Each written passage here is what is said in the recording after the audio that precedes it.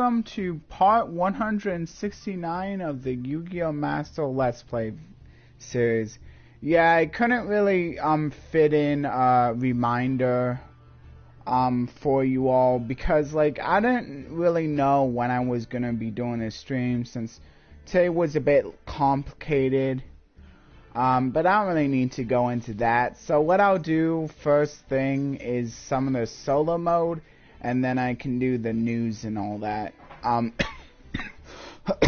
Unfortunately, I didn't know if I was gonna have time to get the pack before the the rental competition ended, so I decided just to get the pack. And I didn't record or anything, so you kind of missed that, but it's okay, I guess. I did get a super rare though. Oh, I remember the super rare I did get. It was that Power Arm Dragon, which I can show you. That was like my biggest pull. I did also get a few Dragon of like lower radius as well, but definitely the biggest pull would be that Power Arm Dragon super rare. Hey, I'll show that off real quick. Just to show you what the biggest pull I got. It wasn't like glossy or anything, but it's still nice getting a super rare. So here's the Power Arm Dragon. Yeah. Should show up here. Yeah, there we go. Now I have one copy of it. Oh, hey, King Sirius Unbound God. I am doing fine. Yeah, today was a little more hectic, so I had to stop the stream a little bit later. I couldn't really give a reminder time of when it's going to be starting because I didn't really know myself. But yeah, I'm doing fine. Today went pretty well despite how kind of busy I was, not able to get to the stream right away. How about you? How are you doing today, King Sirius? Hope you're doing fine. I did recently talk with one of my buddies again. He's letting me know he's also watching his streams. So that's good.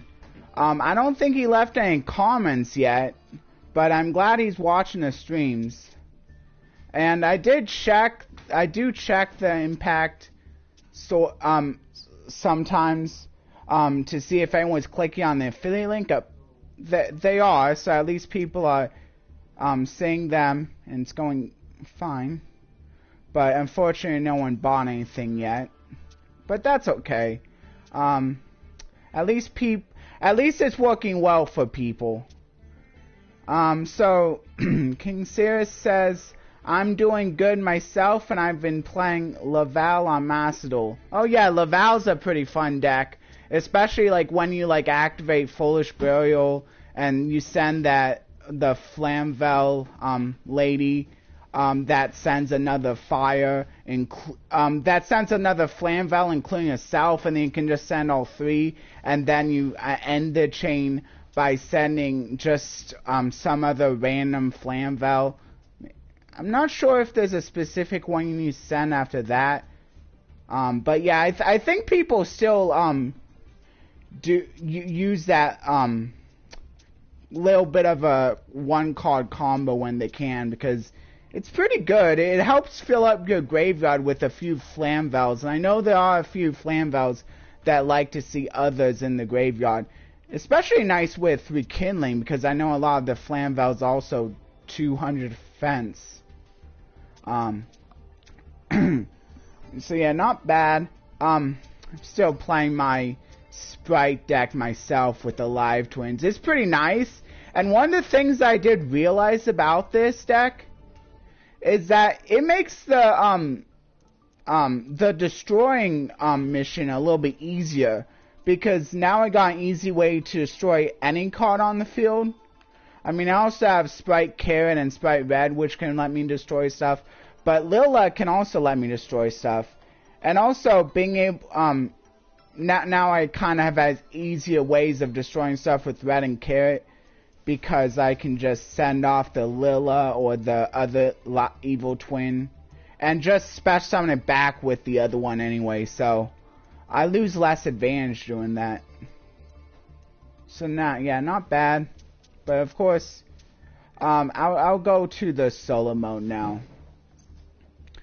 Yeah, I've been having also some fun playing Cassette Beast, which is kind of a Pokemon clone. Only annoying thing is that it's so hard to know what the last few achievements want me to do. I always seem to struggle when it comes to the last few achievements of games. On the Xbox or the PlayStation, if anyone knows about those. Yeah, they are sort of annoying because it's sometimes like complex. Like they make them complex, and like I'm wondering, like, man, like I'm spending so much time on this, I got a subscription to think about too. So I'm wondering if anyone else is willing to spend that much time achievement hunting when they got a subscription going. And maybe, like, if you spend a lot of time achievement hunting for free games, if you got a subscription going, that's another thing I'm kind of wondering about.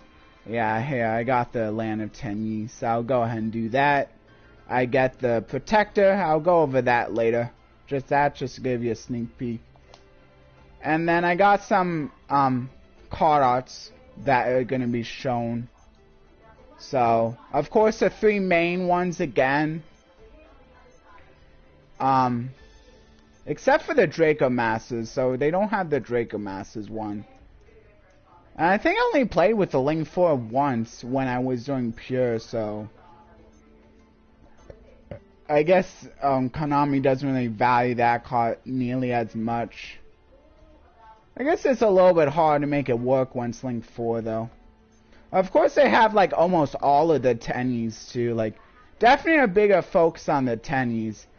But they don't have some of the better ones. I mean, they do have the better ones. I don't think this is all of them, though. Vessel is, of course, a nice card. Because, like, you could potentially both send and add. And this is nice because it's any one. So, it really helps to be able to combine decks when you can just send any worm, or others say add any worm, not just a Tenyi. But this one is add any Tenyi, but like there's others I let you search for any worm. That one Sword Soul card, which isn't really Tenyi, but still like a lot of people like to play in Tenyi since it's add any worm. I think it's add any worm if you control a Sword Soul, so you kinda have to or no, I think it's just a worm synchro, so it's still fairly generic. But yeah, anyway, let's get into the scenario. And of course, as always, if you enjoy my content, please like, share, and subscribe. And ring that notification bell either for regular content or all my content if you want a little bit less control.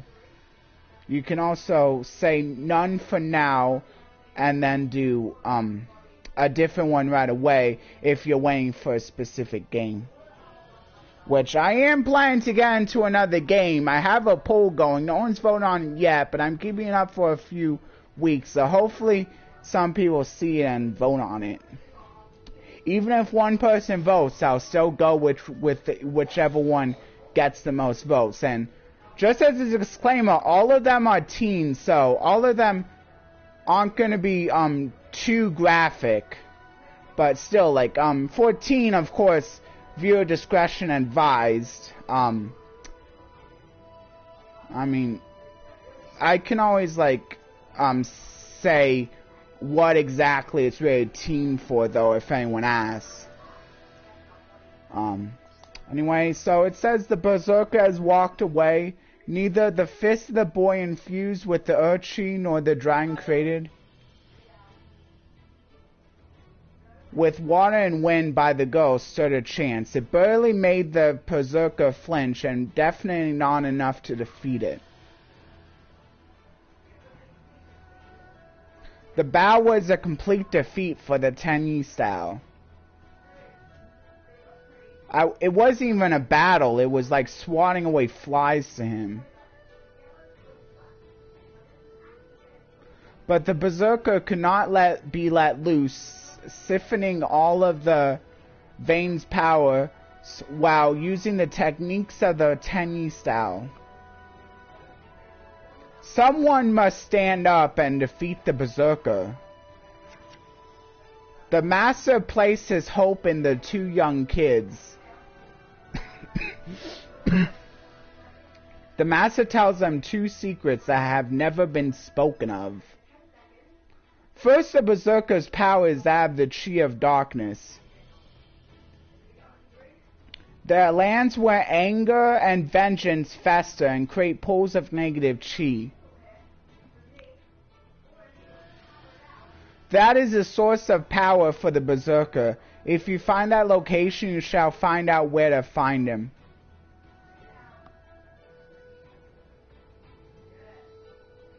He told them of a place regarded as sacred yet forbidden to the Tenyi. One who truly harmonizes with the Dragon Vein shall make a step towards flawless perfection.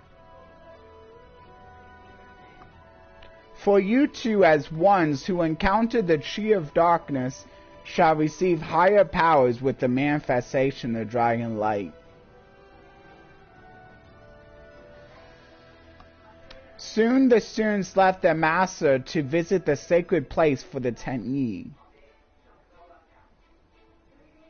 They overcame many obstacles and arrived at the location where they worked together to prove their worth. The powerful Chi of Light, Tenyi's spirit Ashuna, appeared as a dragon and was different from any Chi they controlled before. The two do not know the true power of the Berserker yet. He's so good he gets his face on two different cards. When they confront it, the Berserker will perhaps be even stronger than before. In order to defeat it, they must become stronger by acquiring the power of Ashuna, Chi of Light. Meaning Ashuna is merely the stepping stone to the goal. Technically more than two if you count the ones where he is merely shown. This is where the two fighters begin the battle. I think that's what it said. So I miscounted at the last, but I think I got it right. Anyway, the protector here reads, a protector that depicts two fighters that achieved harmony with the light chi and walked a path towards a new power. For those who wish to become stronger through discipline and humbleness. Of course, protectors, I don't think you can really use them in very many festivals, so they're a little bit less good than like mates where you can at least those you can typically use in like festivals where you have to make some kind of deck that you wouldn't make before. Did get a new secret pack, and this one's actually a good one because it's got 10 Ys, which of course fit really well with Sword Soul. This one not so much. This one I think some people might use it. This one's really good though. People are really happy when this got off the list in the TCG. Because you can eventually get yourself a negate with this card, which is pretty nice. Draco Berserker, that's another good one. But it kinda gets it kinda makes it so you have to choose between this or the level 8 Sword Soul guy. But this is a nice backup for after you exhaust all your level 8 Sword Soul guys, the ones that add a Sword Soul card. Shaman not very good in the Tenyi Sword Soul deck. This not very good either. That's a Link 4 I was talking about. Boxia, I think this one gets used too. This one is very nice for disrupting your opponent a little bit. Level 8, another level 8, so it's another one that kind of gets in the way. And of course the level 7s are pretty good as well, because you have a few of those spells, or I think, yeah, it says spells that can increase or decrease a level, allowing you to go into these level 7s or level 9s, which is pretty nice. This one, I forget which two are used for the, with the Danglong to get you into that negate. Vessel for the Dragon Cycle is definitely really good. You can send one of your Sword Souls if you need them. Or, you can send, an actual Tenyi. Since they all have graveyard effects. And of course, maybe you get the ad, maybe you don't, but you might just need the send so you can get your Sword Soul play started. I mean, even just a Foolish Barrel for most of your deck is pretty nice. 9 Pillars of Gangzing. This is definitely the negate you want to grab, with the Danglong, because they work pretty well together since the Danglong can searches. So you only need to run one. You only need to run one of the Danglong, one of this. And then Waterfall of Dragon Souls. I haven't really been seeing many Sword Soul players playing this, because there's a lot of like other, a lot of the spells can already get you the worms, so you don't really want to, so most people don't really want to like have to add them a slower way. Kind of just takes up deck space, especially when it's not even searchable. Suwani found the Yangzing, not as good. Kind of weird that this is an SR considering that it's not very good. Chu Wen, which one is the one? There's the one that oh yeah, and then also you can get into another negate too, by bringing out the Herald with the one that makes it so it can't be destroyed by battle. I forget which one that is though. I think it's in here. But yeah, of course, some of these Tennies also pretty good, like the Shuna, Vishuddha. I'm sure both of these are really good. You might want to have 3. I'm not exactly sure on the ratio of those. Heavenly Dragon Circle, I think you want 3 of though. Fist, nobody really plays that though. Like it's kind of hard to activate. You're not usually looking to have a non-effect at the very end. But yeah, you definitely want to play the Monk or the Tenyi as well. But that's only a normal, so that's going to be real easy to pick up. You can just craft it too. Ooh, they have a little bit of a animation for him. So that's kind of nice. Because it's always nice having animation for cards that are actually being used in fairly good decks. I think they do that on purpose though. I think the devs do that on purpose. But yeah, I don't... I mean, it's pretty good, but I don't think I want to pull out that pack right now. I'm trying to save up my gems. Yeah, I got new missions here, but I only have the 3. Yeah, I also wanted to make sure I got all my missions done in case I wasn't able to play this for a few days, but I'm still able to play it, so it's all good. Yeah, Duel Live too, I need to do that.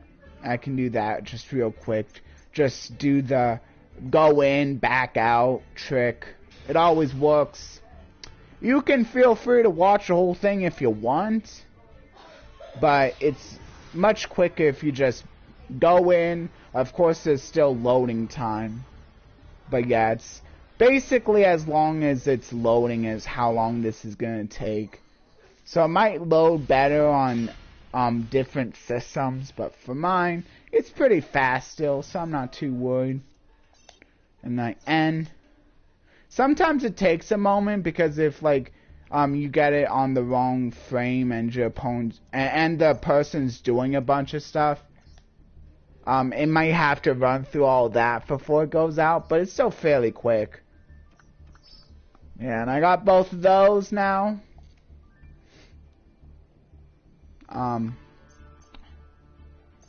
I guess I can do a little bit more solo mode. I'm probably not going to do much though. So yeah, I'm actually doing pretty well. I wonder if I should. Looks like I only have 2 left. Got both of these done, so that's good. Yeah, I'll have 6 samurai. Maybe I could just do the whole... I got Warriors of Yore, what? Oh, oh, this is complete. Oh, so there's a new Six Samurai one. That's cool. Yeah, maybe I can just do this later on. Maybe I could just have a much shorter stream this time. The scenario was pretty cool. But yeah, in order to make a little bit more time, I can do the Goosebumps. I'll go ahead and do the Goosebumps. Talk about the Goosebumps a little bit. And I believe the next Goosebumps I'm on is about the girl who cried monster. So as always, I'm doing TV versus book. And I was looking into it, and apparently I'm not the only one who's doing this, who's doing these comparisons. So now I'm and I haven't watched any of that other person's videos though. So it would be kind of interesting seeing, like, anyone who, like, watches both, like, maybe you can see, like, how I compare with that other guy, seeing if I do a good job noticing all of the compare and contrast, and you can get a different perspective from me. So yeah, it's right now I'm gonna be getting into piano lessons, gaming mode. I haven't started that yet. Getting into a book for that, but I need to talk about the girl who cried monster, the comparisons, the compare and contrast. So, the girl who cried monster, I feel like this one was kind of missing a lot when they took it from book to TV. And, I mean, they missed stuff a lot, but, like, today, like, this time, like, I was kind of upset that they, like, didn't really talk much about the reading program. They went into detail, but they barely talked about it. I guess it was nice that she got to choose which it didn't really seem like she had much of a restriction, so it's nice that she got to choose. I like having the reading programs where you can basically choose whatever book you want to read, but like because like when they restrict you, like kind of makes it feel like it's more like a homework assignment, if you ask me. I don't really want, like, reading to feel like a chore, so I want to be able to read whatever I want, and I usually make some pretty good reading choices anyway, I feel. So yeah, I really like how in the TV it didn't seem like she was restricting what she could and couldn't read, but she ended up reading about the same books anyway. But he never said she was restricted, so that's nice. In the book, it could only be classics, which isn't too bad. There's quite a few good classics, but still. So like that was a change I actually enjoyed. And also the camera thing was present in both. The whole flash, getting caught because of the flash, that was nice. That was not a bad part either. Yeah, but of course, like, could have went into more detail about the reading program, and also the friend. She didn't get the friend to help her out, like, see the monster with him. So I feel like the friend, her friend, played a lot less of a role in the TV adaptation, which was, I guess, kind of upsetting as well. Like, I kind of feel like they just believed her out of the blue, in the TV. It kind of felt a little abrupt. So, yeah. Like how they, like, leaned into it, like, leaned into them believing her. It was a lot more realistic. It felt a lot more realistic. Like, it makes sense why they eventually believed her because of the friend. Yeah. So I think that's about it. So if anyone else has any questions, like, about the book or the TV, you can feel free to say. If you want to, give any of your, opinions on the two, which one you like the best, I think if I had to say which one I like the best, I think once again it's just gonna be the book. Just for filling in more of the details. Like, the TV had a few things I liked a little bit better, but I think overall it was the book. The book was a little bit more believable, how they eventually got into trusting her. Oh yeah, another thing that I did like that they actually added in the TV version that they didn't have at all in the book, which I think makes sense because the book was kind of telling a little bit of a different story, was that I liked the at the end how her friend came over and he said, "So, oh man, I missed dinner, but what are we having for dessert?" And then like they like did the thing again, like where like how they said it to Mr. Mortimer. How they said like, well, it was gonna be a surprise, but since you asked, but then they add in like cherry pie. That was pretty funny. I like that part. I'm a sucker for humor like that. I just like that. Yeah, so that was pretty nice. That kind of helped make up for it a little bit. But I still liked how they just add a whole bunch of details in the book. But yeah, sometimes they make like pretty big changes like that. That like makes it so that you kind of want to see both. And for the be careful what you wish for, it's kind of a pretty big reason you want to see both.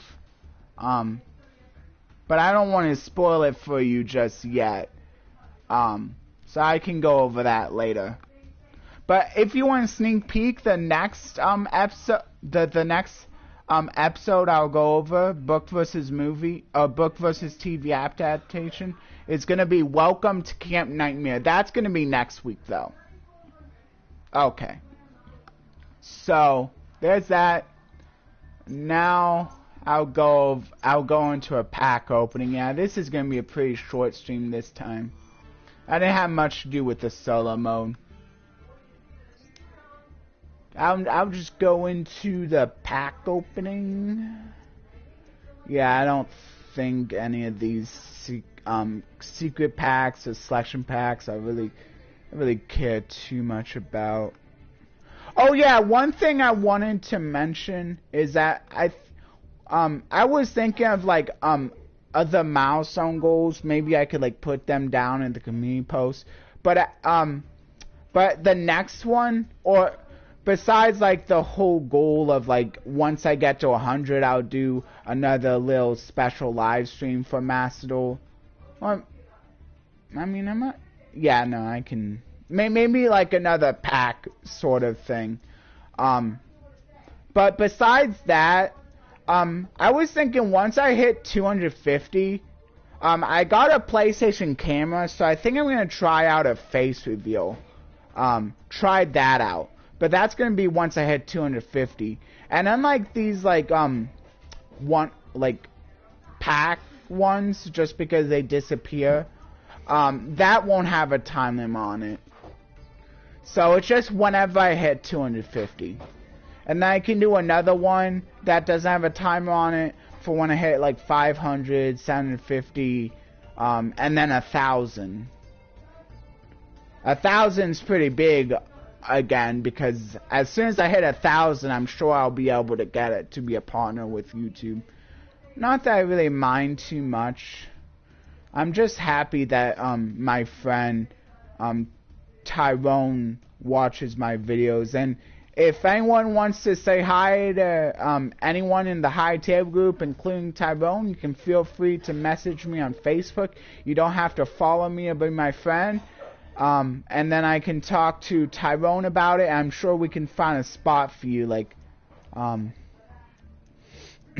then it's basically just a casual Yu-Gi-Oh group. And you can also talk about other topics if you want. I will occasionally do the same. Yeah, but let's open. Maybe I can just open all 40 of these. I really want that mosquito guy. Yeah, I think I'm just gonna do all 40. I really want that mosquito guy. Let's see if I can get it. Oh man, I got a royal finish, but it's not the mosquito guy. Flying Fortress Skyfire. This showed up in an anime episode or a few. I got another summon limit. That's my 4th one though, so then we need a 4th.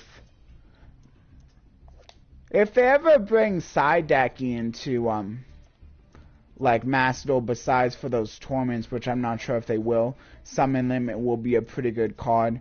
Maybe it could be a pretty good card for some festivals that actually allow it. Could also maybe be a pretty good card in main decking occasionally. Okay, but these are a few of the cards I got. Number 30 Acid Golem Instruction. This is a pretty good one if you can negate its effects. Yeah. I think it will just negate all of them. But I'm not sure. Actually, I'm not sure. Will it negate the having to detach and exceed material or taking 2,000 damage? I think so. This is a nice one that you could have given to your opponent, at least back in the day, so that they can't special summon any monsters. They would have to get rid of it first, which isn't super easy when they can't special summon monsters. Like, so like if they like tribute it for like a special summon, they couldn't do that since that counts as.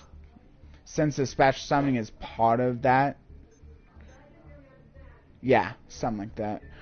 Frozen Fitzgerald. I think this also showed up in the Arc 5 anime. Samurai Destroyer. This one was played by... I forget who he was, but in the Zaxxel anime. The one with Exceeds. I believe that one guy played it. I think it was that one. Anyway, I think the Super Heavy Samurai player played this one, maybe. Or maybe not. I forget. Red-haired Hasty Horse. Sky Scourge Citadels. Cucumber Horse. Earth-shattering Event. Yeah, none of these are very good, except for the Summon Limit, which I already had 4 of. So I can't really say that because I can't really say like that one's my favorite because I don't, because I have over 4 of that. But Mahunda is actually not bad, so that's probably like one of the best rares I got. Also, Poison Draw Frog, not that bad. This was played back in the day because you want to play as many frogs as you could put for the whole Ronin Totem FTK. You wanted to play a whole bunch of frogs. And this one doesn't have like that terrible of a draw effect. Dawn Knight, Shine Palace, Hammer Shot, Swallow Flip.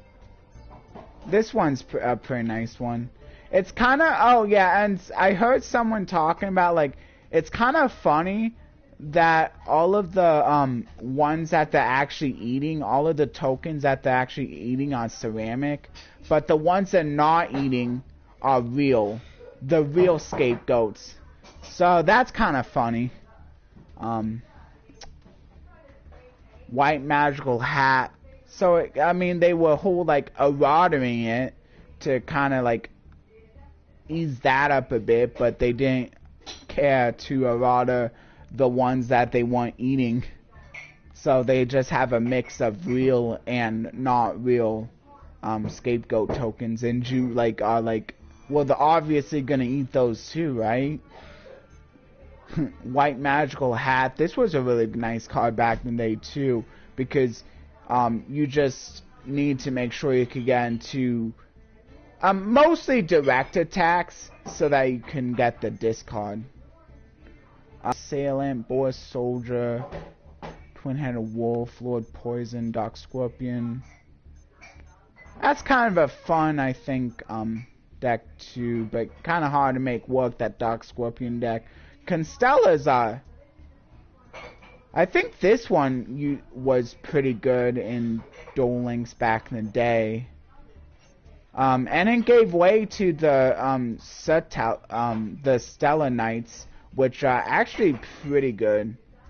Rasetsu, Raid Raptor, there are a few good Raid Raptors aren't too bad. That's kind of cool artwork. Lesser Dragon, I got a holo and a non-holo, that's kind of funny. Twin Long Rods, number 2, Snake Yashi, Usamgu, Flying Fish, Ayutsu. I'll just go through these, and if you want to like get a bad look, you can feel free. And then after this pack here, I can go through the verse. So my favorite one, I mean, Samurai Destroyer is not bad. It's generic enough. And if you actually play machines, it's not too bad. It's just kind of hard to trigger it to special summon a machine. But hey, that can just come as a bonus. So I guess I'll give it up to Samurai Destroyer. Though, this one's nice just because of the fact that it's a royal finish. And I don't get too many royal finishes, of course.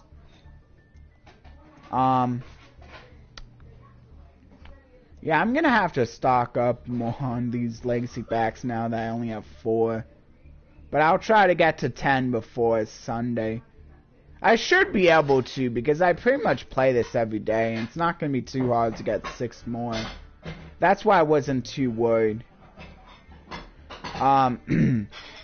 Okay, so now, since I'm done with that, I'll go over the verse today, and if you want to check out the verse yourself, it's the one in the description. It is Isaiah 43:18, and the version that I'm taking from YouVersion today, the translation, is the New International Version. It reads, pretty short verse this time, so that's always nice. Though it is also good to get in the habit of taking a longer verse and getting the meaning of it by maybe breaking it down into smaller parts. But you don't really need to do that as much for the shorter verses. Forget the former things. Do not dwell on the past. And what's nice, it even has a semicolon. So if you wanted to, you already there's already like a break point in there. So if you want to, you could say, forget the former things. What does that mean? Well, that means just forget what I think what this is basically saying is forget what you have done in the past, because God wants you to focus on the present, and to a lesser extent He also wants you to focus on the future, but not as much, because also if you think about the future too much, you may miss what God has for you in the present, because He also has plans for you in the present as well. So, like, try to have a balance.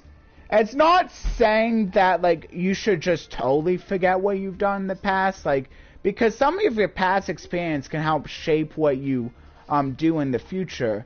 Like, especially if you're, like, if you're taking, like, skills you've learned in the past and applying them for future, like if you like learned how to like better pray with people in the past, like I mean, yeah, you want to take that and you want to use that when you're like attempting to pray for people, that's what one thing you feel Jesus wants you to do.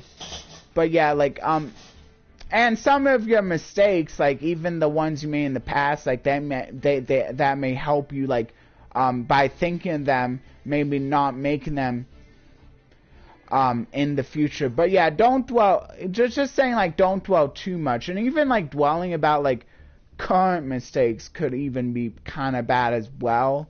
Like if you're dwelling too much on those, well, those can pretty easily become past mistakes as well. Like all you need to do is let a few minutes pass and then basically it's past as well. Anyway, so yeah, basically I would say, like, have a good balance is what I'm thinking. And this is kind of a nice verse to have while it's still fairly early into the new year, because like we have a new year here, so maybe like you can kind of think of this as sort of a fresh start too. And if there's anything new you want to try to like do better, you can like, and maybe you can try to like keep this in mind for when you're trying to get your resolutions done. Just because you weren't able to get them done before, maybe like just try a little bit harder. There's also another thing I kind of want to say too before I go, but I forget what it was. Do I remember? Oh, it was really good, but now I forgot.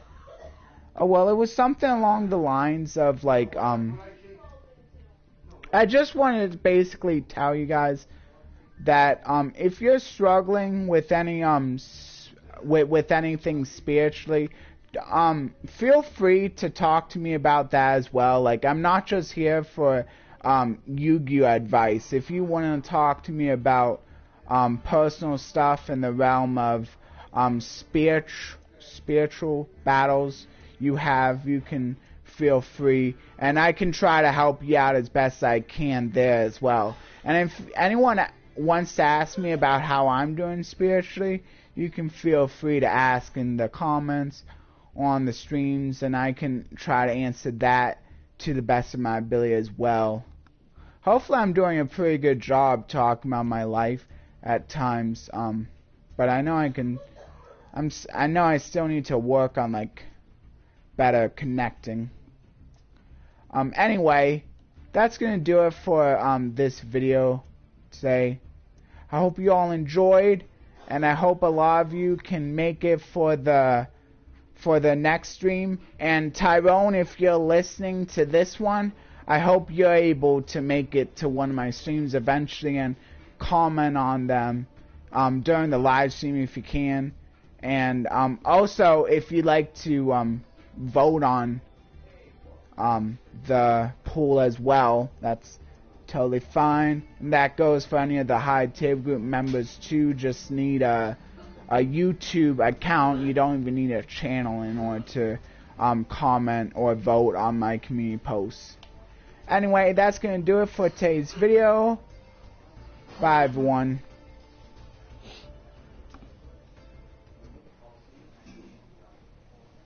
Keep on trucking. And I wish you luck in all your future